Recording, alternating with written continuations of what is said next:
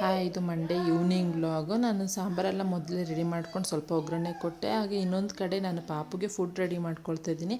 ಅದಕ್ಕೆ ಸ್ವಲ್ಪ ನಾನು ಹೆಸರು ಕಾಳು, ಮಸೂರು ದಾಲು, ತೂರ್ ದಾಲು ಮತ್ತು ಅಕ್ಕಿ ಚೆನ್ನಾಗಿ ತೊಳ್ಕೊಂಡು ನಾನು ಅದನ್ನ ಒಂದು ಕುಕ್ಕರ್ಗೆ ಹಾಕ್ಕೊಂಡು ಬೇಯಿಸ್ಕೊಳ್ತಾ ಇದ್ದೀನಿ. ನಿಮ್ಮ ಮನೇಲೂ ಪಾಪು ಏನಾದರೂ ಇದ್ದರೆ ಇದ್ರ ಜೊತೆಗೆ ಏನಾದರೂ ಆ್ಯಡ್ ಮಾಡಬೇಕು ಹೆಲ್ತಿ ಫುಡ್ಡು ಅಂತ ಹೇಳಿದ್ರೆ ದಯವಿಟ್ಟು ಕಮೆಂಟ್ ಮಾಡಿ. ಸೊ ನಾನು ಅದನ್ನ ಕುಕ್ಕರ್ಗೆ ಹಾಕ್ಕೊಂಡು ಚೆನ್ನಾಗಿ ಬೇಯಿಸ್ಕೊಳ್ತೀನಿ. ಅದು ಎಷ್ಟು ಅಂದರೆ ಅನ್ನ ಎಲ್ಲ ಮೆತ್ತಗಾಗಬೇಕು. ಸೊ ಆಮೇಲೆ ಅದರದ್ದು ನೀರನ್ನ ನಾನು ಏನು ಚೆಲ್ಲಲ್ಲ, ಅದನ್ನ ಸ್ವಲ್ಪ ನಾನು ಮಿಕ್ಸಿಗೆ ಹಾಕ್ಕೊಂಡು ಅದನ್ನ ನಾನು ನೈಸಾಗಿ ರುಬ್ಕೊಳ್ತೀನಿ. ಹೀಗೆ ರುಬ್ಬೋದ್ರಿಂದ ನನಗೆ ಪಾಪು ಚೆನ್ನಾಗಿ ಊಟ ಮಾಡ್ತಾನೆ ಅನ್ನೋ ಒಂದೇ ಕಾರಣಕ್ಕೋಸ್ಕರ. ಪಾಪುಗೆ ಊಟ ಆದಮೇಲೆ ಸಾಂಬಾರು ಹೇಗಿದ್ದರೂ ರೆಡಿ ಆಗಿತ್ತಲ್ಲ, ಸ್ವಲ್ಪ ಮುದ್ದೆ ಮಾಡ್ಕೊಳ್ಳೋಣ ಅಂದ್ಬಿಟ್ಟು ನಾನೀಗ ಮುದ್ದೆ ರೆಡಿ ಮಾಡ್ಕೊಳ್ತಾ ಇದ್ದೀನಿ.